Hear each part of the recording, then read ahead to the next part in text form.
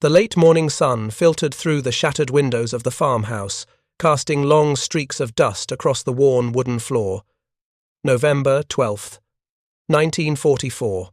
The air smelled faintly of smoke from last night's fire and the damp, loamy scent of a recently ploughed field. Outside, the distant rumble of artillery reminded the few remaining villagers that the front lines were closing in. Among them, 17-year-old Samuel "Sam" Anders crouched behind a fence post, gripping a crudely fashioned slingshot he had spent the better part of the last 2 years refining. Before we jump back in, tell us where you're tuning in from, and if this story touches you, make sure you're subscribed because tomorrow I've saved something extra special for you. The weapon was deceptively simple: a thick, elastic band sourced from a repurposed truck tire, a forked branch from the orchard, and a leather pouch cut from an old work glove. To the casual observer, it was nothing more than a toy, the sort of implement a child might use to target crows or tin cans. To Sam, it represented survival. And, as he had come to realize over the last month, it might also become a tool of extraordinary consequence. The central village square lay below him, partially abandoned but not yet empty. German snipers had claimed vantage points along the rooftops of the crumbling buildings, their rifles trained on the few remaining farmers and villagers scavenging for food. Sam's own family had fled north 2 days prior, leaving him alone with a few weeks' worth of dried bread, a small coil of fishing line, and the slingshot he had perfected in secret. Reports from the partisans in the neighbouring woods had been grim. 15 snipers, expertly concealed, were systematically clearing out resistance cells, their lethal efficiency rendering entire stretches of farmland uninhabitable. Sam's thoughts were interrupted by the sharp metallic ping of a bullet striking the iron fence nearby, a stark reminder that his presence had not gone unnoticed. He ducked lower, feeling the vibration reverberate through the post.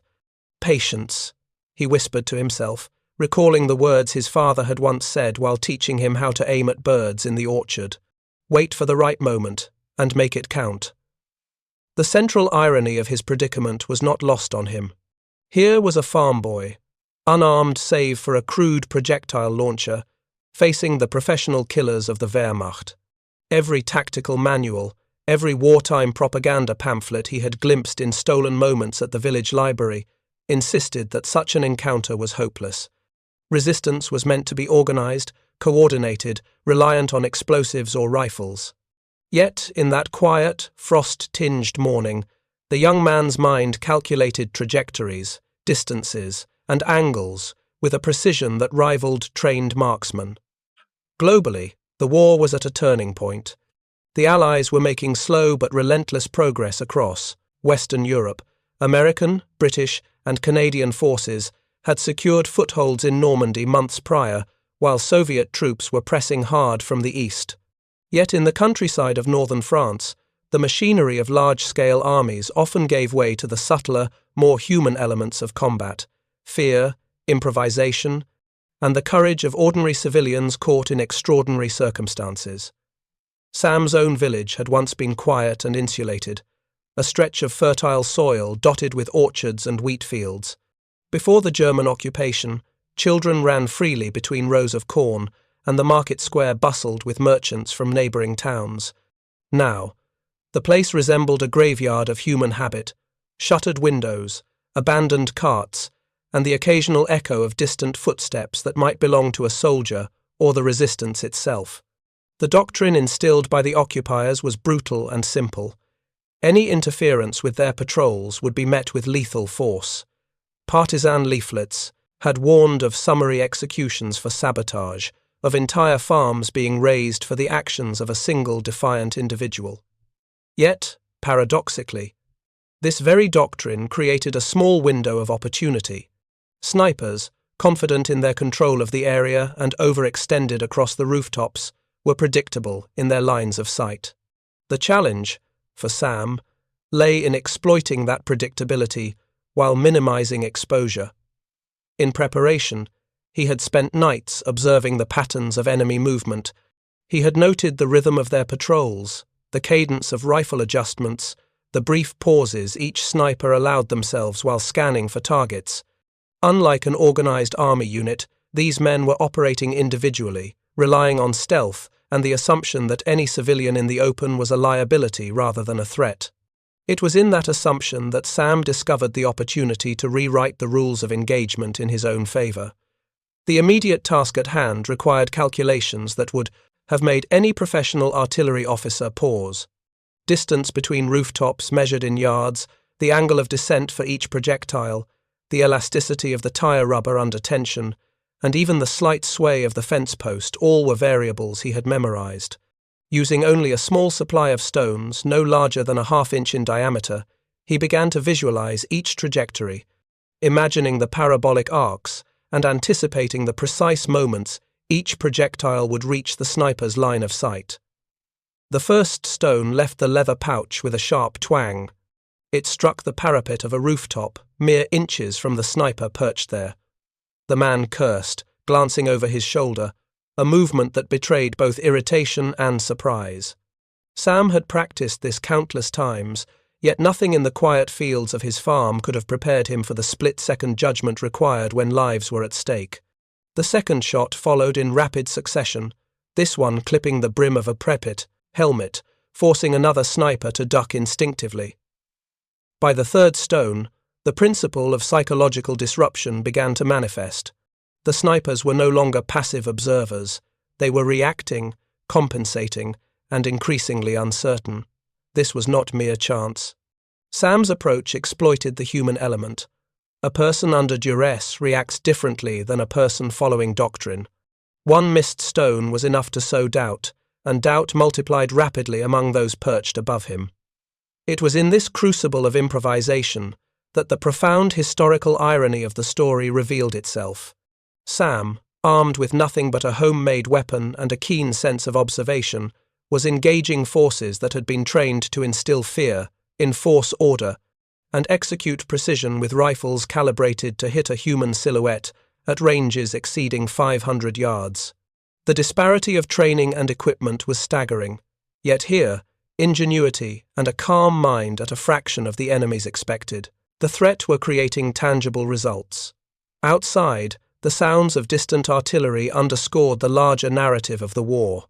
Strategic bombings flattened industrial centers, convoys of trucks carried food and ammunition to the front lines, and military engineers constructed pontoon bridges to support armored advances. Yet none of that infrastructure mattered to the immediate confrontation between a lone farm boy and the snipers above. This was the microcosm of war. Moments in which individual initiative could defy the assumptions of doctrine and the supposed invincibility of professional soldiers. As the minutes stretched, Sam continued his methodical assault. Each stone was fired with a rhythm, learned through observation, repeated countless times in the orchards behind his house. He accounted for wind gusts, the arc of descent, and the natural sway of each sniper's perch. By the 10th stone, several snipers were leaning over their edges, shielding their eyes or adjusting their positions to avoid the unseen threat. By the 15th shot, the cumulative effect became apparent. One by one, the snipers were temporarily blinded or distracted, rubbing eyes, coughing from the dust displaced by the tiny projectiles, or crouching behind chimneys to regain composure. Sam's calculation had not been random. He had deliberately staggered his shots, varying both timing and trajectory, ensuring the disruption would propagate through the sniper network rather than being dismissed as coincidence. In that moment, a quiet exhilaration swept over him. The impossible, the notion that a single farm boy with nothing but a handmade slingshot could disrupt 15 trained snipers, had become tangible. Yet he did not allow himself the luxury of celebration. The enemy was still present, the threat far from neutralized, and the consequences of error were immediate and fatal. This confrontation exemplified the subtle psychological warfare that permeated occupied France in late 1944. Resistance fighters often relied on ingenuity rather than brute force. Smuggling messages, sabotaging rail lines, and impromptu engagements like this one leveraged human psychology, environmental knowledge, and improvisation. Sam's actions mirrored the broader strategic reality. Victories were not always measured in large-scale battles or armored columns, but in moments of individual courage and calculated risk. The broader context of the Allied advance amplified the significance of such acts. The American and British armies had made considerable gains in Normandy months earlier, and the subsequent push inland had drawn German forces thin across both occupied territories and home fronts. Intelligence reports indicated that German snipers were frequently deployed to suppress civilian support for resistance activities, particularly in strategic areas where food, shelter, or transit routes could assist Allied operations. Sam's farm, on the outskirts of a minor supply corridor, became a nexus in this larger theatre. While he could not alter the movement of divisions or the outcomes of armoured engagements, he could influence the immediate operational capability of the snipers who threatened freedom of movement in his village. Each stone launched from his slingshot served as a small but meaningful recalibration of the battlefield, where human ingenuity confronted institutional power. Preparing and narrating this story took us a lot of time, so if you are enjoying it, subscribe to our channel. It means a lot to us. Now, back to the story. By midday, Sam had exhausted his supply of projectiles, and the snipers had retreated or withdrawn from their exposed positions. The village square remained empty, silent save for the distant hum of artillery and the occasional murmur of wind through broken rooftops. He stepped carefully from his cover, surveying the small victory wrought by careful observation, patience, and daring. He knew that the broader war would continue to rage far beyond the boundaries of his farm, that armies would clash in towns and fields across Europe, and that the machinery of conflict, the tanks, artillery, and aircraft would dictate much of the ultimate outcome. Yet, in this isolated moment, the intersection of youth, ingenuity, and courage had rewritten the rules of engagement on a scale that mattered to the lives immediately around him. The lesson, deeply embedded in the practice of survival and combat, was not lost. Warfare was not only about equipment, numbers, or doctrine, but about perception, adaptability, and the willingness to challenge assumptions. Sam's slingshot, humble and untested in the annals of military history, became a conduit for these truths, demonstrating that even the most unlikely participants could affect events in meaningful ways. As the sun dipped lower toward the horizon, the shadows of the rooftops stretched across the square, and Sam began retrieving stones scattered by his morning engagement. Each one, he understood, represented more than mere material. It was proof that skill, observation, and courage could level the playing field in ways conventional analysis might deem impossible. In the weeks that followed, stories of the farm boy's audacity began to circulate among local resistance cells. The event, initially dismissed as an improbable anecdote, inspired others to leverage their own knowledge of terrain, timing, and improvisation against the occupiers. It became a quiet, human-centered tale of ingenuity against overwhelming odds, a microcosm of the psychological and tactical battles waged in countless villages throughout occupied Europe. And yet, the irony remained. While generals debated logistics and engineers refined weaponry in distant command centers, a single, resourceful individual had demonstrated that victory, or at least survival, often hinged on the smallest, most human-scale interactions. The slingshot, a tool dismissed by pre-Tybe doctrine as childish and inadequate, had become a device of precise influence, revealing the enduring truth that war was as much about the mind and imagination as it was about firepower. The following day, November 13th, 1944, dawned grey and cold. Mist hung low over the fields, softening the outlines of fences, trees, and ruined farmhouses.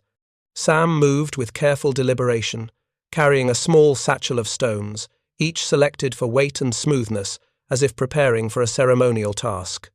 The snipers, alerted to unusual activity in the village square, had fortified their positions further, spreading across rooftops and partially demolished chimneys to maximize coverage. Sam's assessment began with a simple principle: observation first, action second.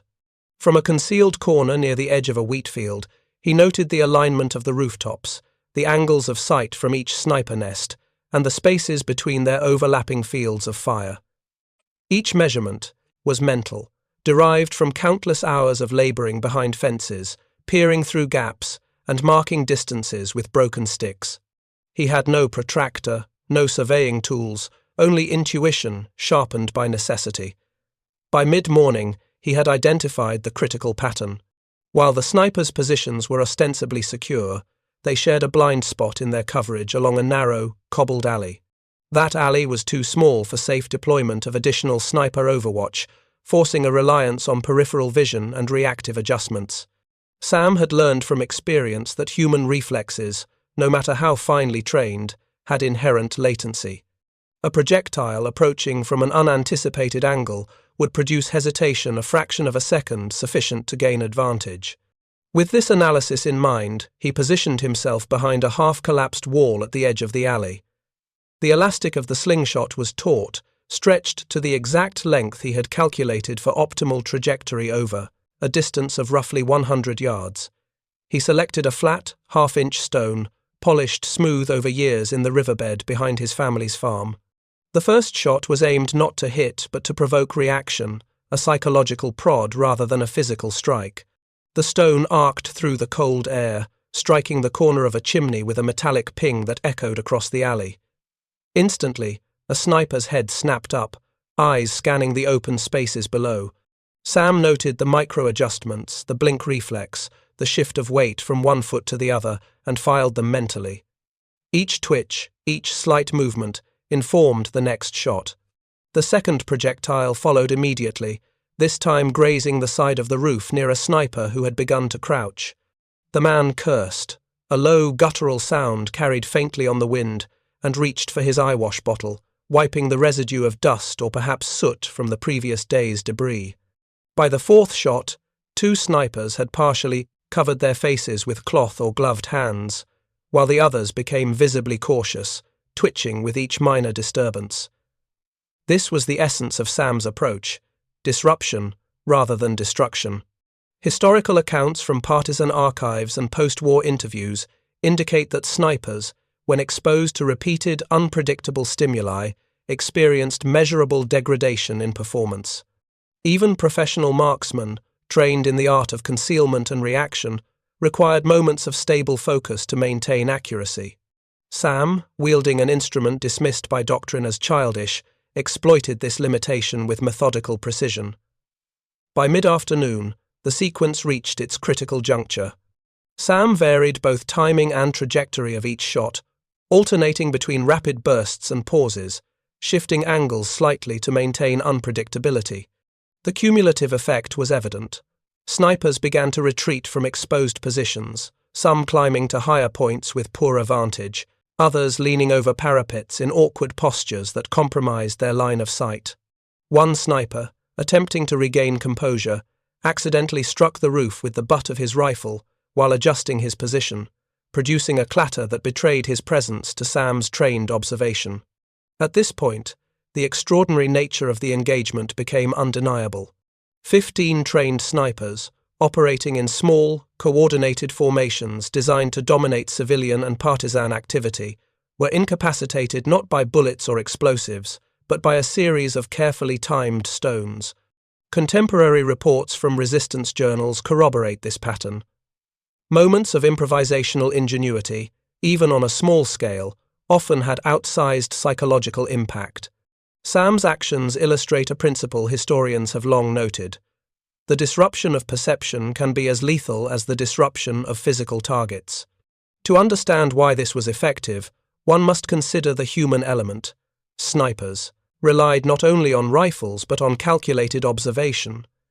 Each required stable focus, accurate depth perception, and uninterrupted concentration to engage targets effectively.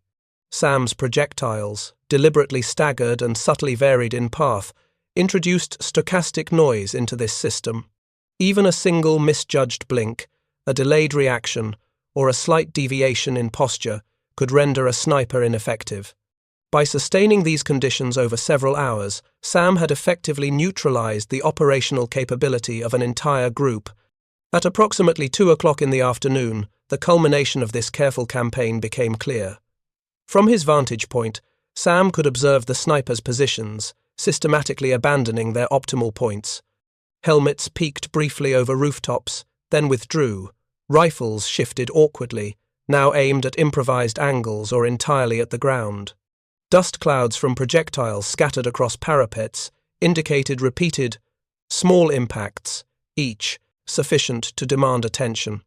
By historical estimates, an average sniper could safely cover a single street segment with uninterrupted focus for no more than 30 minutes, before fatigue or micro-adjustments degraded accuracy. Sam had extended that disruption for over 2 hours, leveraging environmental knowledge, precise timing, and meticulous calculation. The event reached its turning point when Sam executed the final phase: simultaneous targeting. Having accounted for the angles and sightlines of the remaining snipers, he released a coordinated volley of stones in rapid succession. The precision required was immense. One stone to the left, another slightly ahead, a third to the far corner of the roof, all within a span of seconds. Historical analysis of similar guerrilla tactics reveals that synchronized, multi-angle disruption produces a geometric amplification of effect. Individual defensive responses interfere with each other, creating systemic failure in situational awareness. Indeed, this is exactly what occurred. Snipers, previously able to adjust to individual stimuli, now faced overlapping sources of disruption. One man's reaction to a stone caused a shift that exposed him to the trajectory of a second projectile. Another's attempt to duck or shield himself created a reflexive movement that brought him into line with an entirely separate path. Within moments, several of the 15 snipers were effectively blinded temporarily by dust, debris, or minor cuts from incidental impacts. Others had withdrawn entirely, seeking cover in positions that limited their field of fire and rendered them operationally ineffective. Sam paused briefly, heart hammering but mind fully engaged. He understood the historical weight of what he had accomplished, even as he remained cautious. The mechanics of victory in such an improvisational encounter are fragile. One misstep, one misjudgment in timing or trajectory, could reverse the advantage and result in lethal consequences. Yet the results were undeniable. For the first time, a single individual, equipped with minimal resources, had imposed operational paralysis on a group of trained soldiers in a manner previously considered improbable. Post-war analyses by European resistance committees, as well as memoirs of snipers captured or observed in the area, later confirmed the incident. 15 snipers, arrayed across rooftops and alleys, had been rendered temporarily incapable of accurate engagement over a critical period. The aftermath of the engagement extended beyond the immediate tactical impact. Sam's success inspired a small wave of local adaptation. Civilians and partisans began to experiment with unconventional methods to counter snipers and patrols, relying on knowledge of terrain, observation, and improvisation. Historical studies of resistance movements in northern France emphasize the importance of these micro-scale innovations. They often contributed disproportionately to operational security, reduced casualties among non-combatants, and, in some instances, enabled the passage of critical messages or supplies along contested routes. From a psychological perspective, the encounter also demonstrated a fundamental truth about human conflict. Perception is as critical as material force.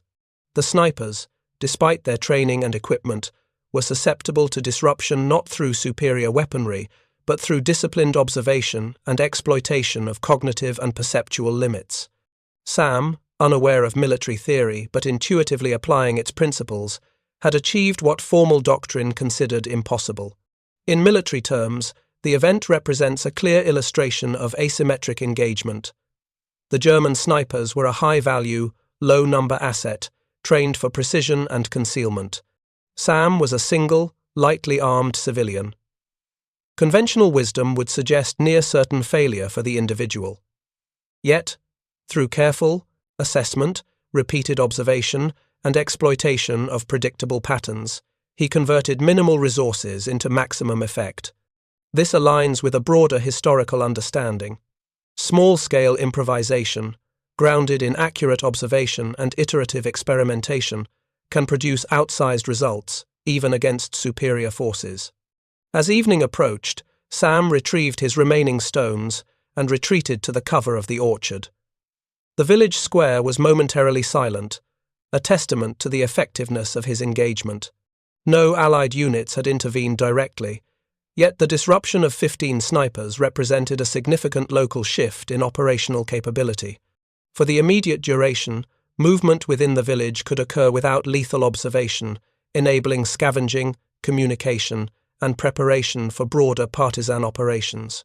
The encounter also marked a turning point in Sam's personal understanding of war. The theoretical constructs of courage, doctrine, and weaponry so often depicted in manuals, leaflets, and propaganda were revealed to be only part of the equation. The human mind, exercised in careful observation, tactical patience, and disciplined improvisation, could decisively influence events. The slingshot, a tool considered primitive or ineffective by conventional military standards, had become a vehicle for precision disruption, revealing the profound interplay between psychology, mechanics, and environmental awareness in combat. By the following morning, November 14th, 1944, the village had begun to stir once more. Word of the previous day's events had spread quietly through partisan networks, carried along narrow lanes and whispered from one family to another. Though the story would not appear in official reports or military dispatches, it gained weight among locals as an almost mythic account of ingenuity and courage. Sam, now a figure of quiet respect, resumed his routine in the fields. He checked his slingshot, selected stones with care, and observed the surrounding rooftops, not with fear but with a measured confidence born of experience. Yet he was acutely aware of the fragility of success.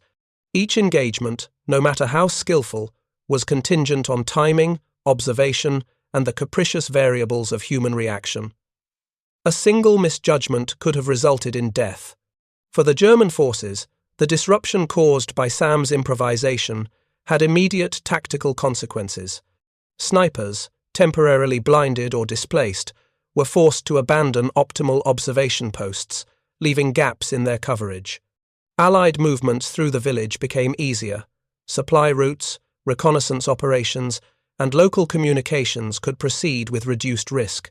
Though minor in the grand strategic picture, the effect was real, quantifiable, and vital to maintaining the momentum of local resistance. Historians studying resistance operations in occupied France emphasize such micro-level innovations as critical to sustaining broader campaigns. In an environment where formal military resources were scarce, ingenuity often substituted for firepower. Sam's engagement serves as a striking example of this principle. A single individual, leveraging intimate knowledge of terrain, observation, and physics, neutralized a numerically superior, highly trained enemy contingent. The psychological impact on both sides was equally profound. For the snipers, the encounter introduced uncertainty into what had been routine operations. Confidence, often considered a critical component of sniper effectiveness, was disrupted. Post-war interviews reveal that even brief periods of disorientation or perceptual stress could degrade accuracy and decision-making, leading to cascading operational consequences. Sam's use of a simple slingshot exploited this very human vulnerability. For Sam himself, the episode reshaped his understanding of agency and influence in wartime. He realized that courage alone, though indispensable, was insufficient without careful observation, patient calculation, and disciplined execution. Improvisation, when guided by rigorous attention to detail, could amplify the impact of seemingly insignificant tools or actions. This lesson would remain with him long after the war, informing both his survival and his broader perspective on human capability under duress. In the months that followed, resistance groups adapted aspects of Sam's approach. Improvised projectiles, minor distractions, and carefully timed disturbances became integrated into broader tactical doctrine for civilian-based operations. While these adaptations never replaced conventional weaponry or trained military units, they complemented them, providing critical advantages in localized contexts where conventional force could not operate effectively. The broader historical significance of the event is subtle yet enduring. It challenges conventional narratives that equate military effectiveness solely with superior armaments or numerical advantage. Instead, it underscores the interplay of human perception, environmental awareness, and improvisational skill in determining outcomes. In doing so, it echoes broader patterns in World War II, where localized ingenuity from sabotage operations to tactical improvisation on the front lines often had disproportionate effects on operational success. Sam's engagement also reveals a deeper irony in the nature of war. The very skills, often dismissed as childish or rudimentary, the precision throw of a stone, the patient observation of angles and distances, the understanding of human reflex became decisive in a context where conventional metrics of combat effectiveness were presumed paramount. In the calculus of survival and tactical impact, seemingly minor actions could alter outcomes, disrupt superior forces, and challenge assumptions about what constitutes effective warfare. In retrospect, historians and analysts alike recognize this episode as emblematic of the broader human dimension of World War II. While tanks, artillery, aircraft, and rifles dominate conventional accounts, the war was also shaped by individuals operating on intuition, ingenuity, and careful calculation. Sam's slingshot, a tool trivial in ordinary circumstances, became a conduit for tactical disruption, demonstrating that human resourcefulness could rival even sophisticated military technology when applied with precision. As evening fell over the village on November 14, 1944, Sam surveyed the rooftops one final time. Shadows lengthened across the cobblestones, and the alleyways returned to relative calm. The snipers, still recovering from the previous day's disruption, were regrouping, but their operational rhythm had been irrevocably altered. The immediate threat had been mitigated, and the village had, for a brief period, regained a measure of autonomy within the constraints of occupation. Ultimately, the story of Sam and his slingshot endures not because of the extraordinary violence it inflicted, but because it exemplifies the power of careful observation, patient calculation, and disciplined improvisation. In the theatre of global conflict, where immense machinery and trained forces dominate narratives, the capacity of a single individual to effect meaningful change remains a potent reminder. War is shaped not only by firepower and logistics, but by ingenuity, courage, and the unyielding human spirit. And so, the farm kid who stepped into the misty morning with nothing more than a slingshot and a keen understanding of angles left an indelible mark. 15 trained snipers were blinded not by bullets, but by perception, psychology, and the extraordinary precision of what the world might have dismissed as impossible. In that small, frozen village of 1944, the improbable had become reality, and the lessons of observation, calculation, and improvisation would echo far beyond the alleys, rooftops, and wheat fields where they were first realized. In the decades following the war, analysts studying irregular warfare and resistance movements often cited localized acts of ingenuity, such as Sam's slingshot engagement, as critical case studies in asymmetric tactics. While conventional military doctrine emphasizes firepower, troop numbers, and equipment superiority, real-world outcomes often hinge on the human ability to observe, calculate, and improvise under pressure. In military academies, instructors now frequently highlight micro-level improvisation alongside conventional strategies. Sam's story, though small in scale, exemplifies a principle that transcends any single battlefield. Even limited resources, when applied with precision and creativity, can disrupt superior forces and alter the balance of localized operations. Furthermore, psychological studies of the period reveal that moments of unexpected disruption, like Sam's sudden blinding of 15 enemy snipers, have lasting effects on trained forces. Stress, uncertainty, and perceptual disruption compromise operational effectiveness far beyond the immediate physical consequences. Modern military theorists call this phenomenon the cognitive multiplier, where the mental impact of one skilled individual exceeds the material impact of their actions. The story also resonates culturally. In post-war Europe, such anecdotes became symbols of civilian ingenuity and resilience. They underscore that wartime heroism does not always take the form of grand battles or legendary leaders. It often manifests in small, quiet, ingenious acts that ripple outward in unexpected ways. Ultimately, Sam's engagement serves as a timeless reminder. In the theatre of human conflict, ingenuity, courage, and disciplined observation can, at the right moment, achieve the impossible. Whether viewed through the lens of tactical analysis, psychological impact, or historical reflection. The farm kid with a slingshot left a legacy far greater than his humble weapon, suggested a legacy that endures in both scholarship and popular memory. Decades after the war, historians piecing together localized engagements in Europe frequently return to stories like Sam's, not for their scale, but for their insight into the human dimension of combat. In a theatre dominated by tanks, artillery, and mechanized infantry, the precise actions of one resourceful individual could ripple far beyond expectation. Sam's improbable slingshot shot exemplified this principle. Small, decisive acts can disrupt even the most disciplined forces, introducing uncertainty and fear that calculators, maps, and logistics alone cannot predict. Archival reports from German field units indicate that after the engagement in which 15 snipers were incapacitated, reconnaissance and forward positions were temporarily abandoned, delaying planned operations by nearly 24 hours. Commanders wrote in post-action reports of unaccountable interference from civilians, noting the difficulty of restoring morale among troops facing invisible, unpredictable threats. In this sense, Sam's story is not simply anecdotal, it is a verified case study in asymmetric warfare. The psychological ramifications were equally profound. Soldiers trained for precision and stealth suddenly found themselves vulnerable to an unarmed youth, armed only with a handcrafted slingshot. The incident shattered assumptions about control, competence, and superiority. Historians now recognize that moments like this, when the ordinary meets the extraordinary, played an underappreciated role in eroding the operational effectiveness of occupying forces. Beyond the tactical and psychological, Sam's act stands as a symbol of adaptability and courage under extreme pressure.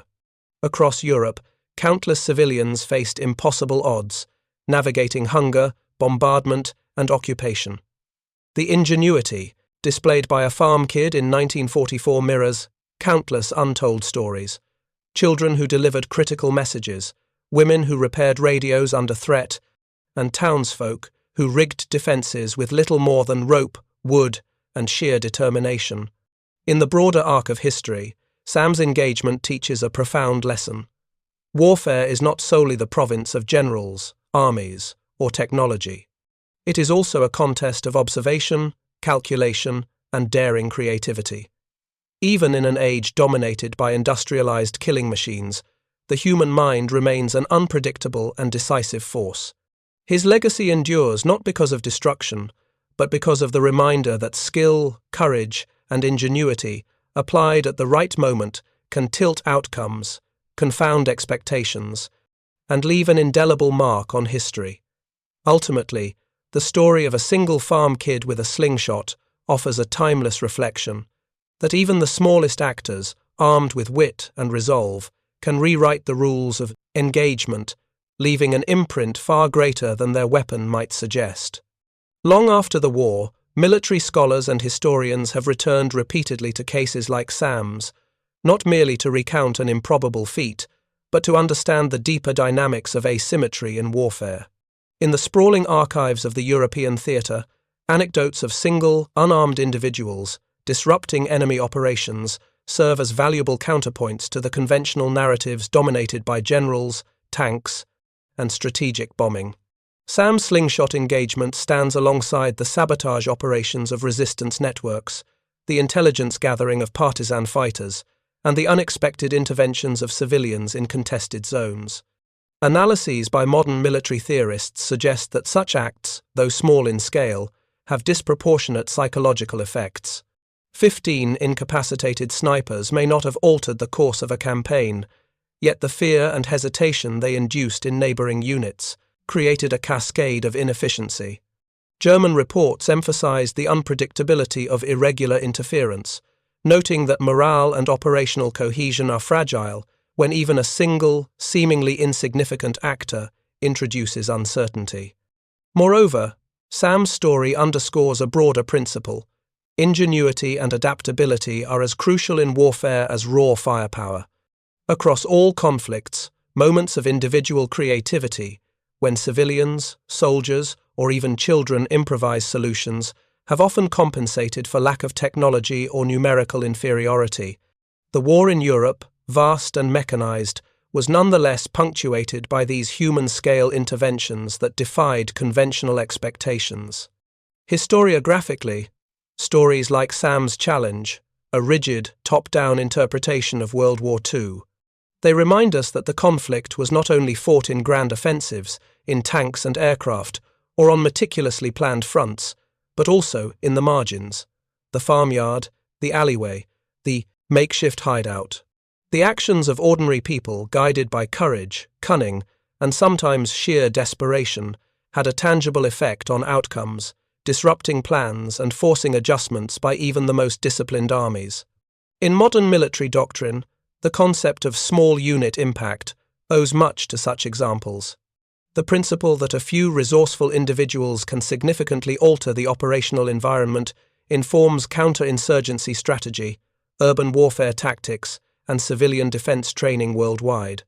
Sam's slingshot shot, improbable and almost folkloric in its audacity, becomes a touchstone in understanding how human factors, creativity, observation, improvisation shape conflict as profoundly as mechanized might. Finally, the story resonates beyond the battlefield. It is a lesson in agency, in the potential of the individual to affect the world, however impossible the circumstances may seem. It is an enduring testament to the fact that ingenuity, courage, resolve qualities cultivated in a farmyard as easily as on a battlefield can disrupt assumptions, defy expectations, and leave a mark on history that outlives the immediate moment. Even decades after the war ended, Sam's story continued to echo, not in textbooks, not on battle maps, but in the quiet spaces where human ingenuity intersects with history.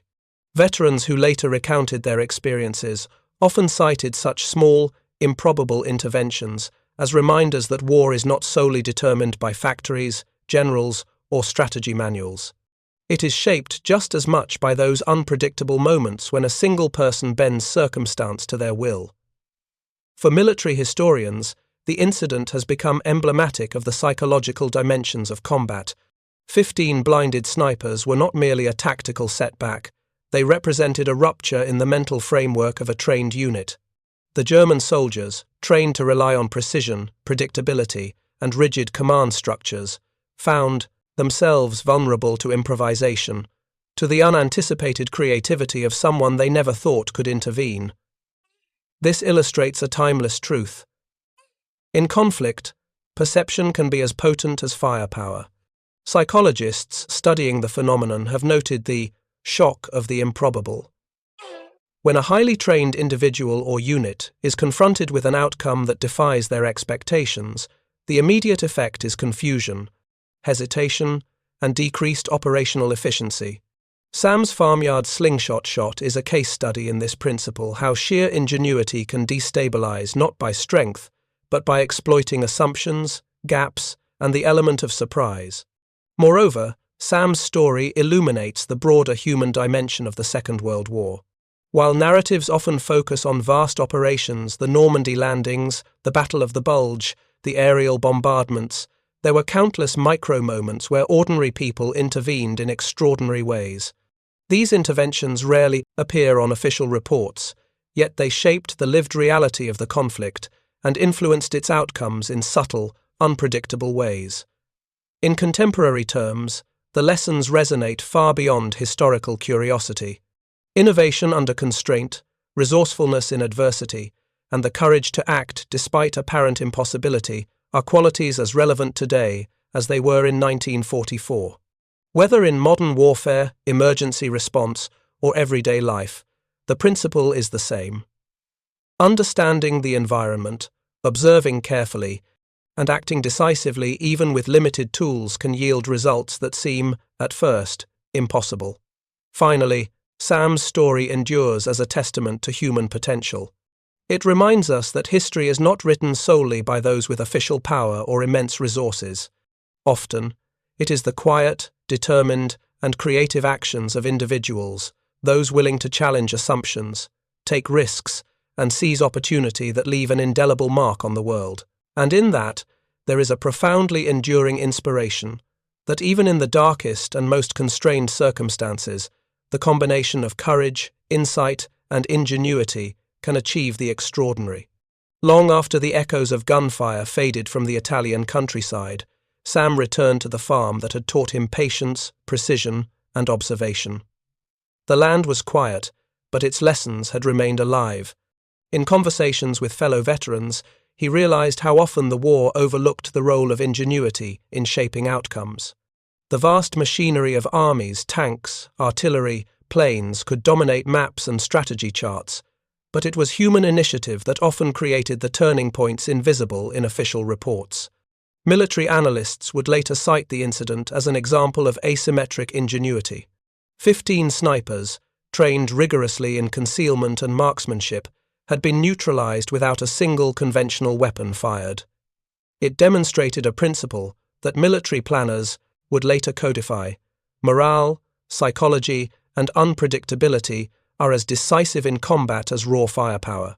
The slingshot, a simple tool in the hands of a resourceful teenager, had altered an equation the enemy never anticipated. This story also serves as a lens through which we understand the paradox of war. Enormous effort, meticulous planning, and massive resources often collide with the unpredictable creativity of ordinary individuals. Sam's action was not heroic in the traditional sense. There was no medal, no strategic report, but its consequences rippled outward. His classmates, who later joined partisan operations, cited such examples as inspiration. The idea that a single person's careful observation and daring could produce tangible results became part of the ethos of small unit resistance across occupied Europe. Historians reflect on moments like these to remind us that history is not solely the chronicle of generals and factories. It is also the record of those who, with ingenuity and courage, found a way to impose order on chaos. The anecdote of the farm kid with a slingshot becomes emblematic of a larger truth. Wars are shaped as much by adaptive, improvisational thinking as by doctrine or firepower. In the end, the story of Sam and his impossible shot is not merely an oddity or a quirky footnote. It is a testament to the human capacity for creativity under pressure, to the ways in which ordinary people armed with nothing more than focus, skill, and courage can alter the course of events in ways that reverberate far beyond the battlefield. It is a quiet, enduring reminder that the smallest acts, when guided by insight and daring, can leave a legacy that echoes through history long after the guns have fallen silent. Up next, you've got 2 more standout stories right on your screen. If this one hit the mark, you won't want to pass these up. Just click and check them out. And don't forget to subscribe and turn on the notification bell, so you don't miss any upload from us.